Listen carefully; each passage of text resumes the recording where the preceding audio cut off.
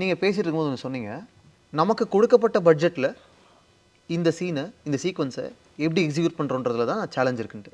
அப்படி உங்களுக்கு சேலஞ்சிங்காக இருந்த ஒரு சீக்வன்ஸ் பற்றி சொல்ல முடியுமா? எனி ஃபிலிம் அதை நீங்கள் எப்படி கிராக் பண்ணி சால்வ் பண்ணீங்க? எது பட்ஜெட் வைஸ்?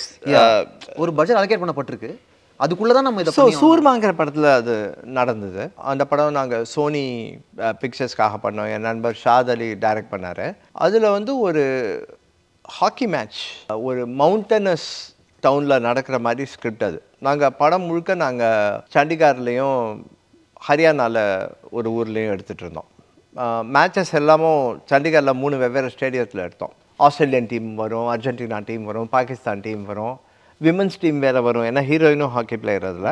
ஸோ அதுக்கு யூனிஃபார்ம்ஸு, அதுக்கேற்ற மாதிரி டிஃப்ரெண்ட் டீம்ஸு.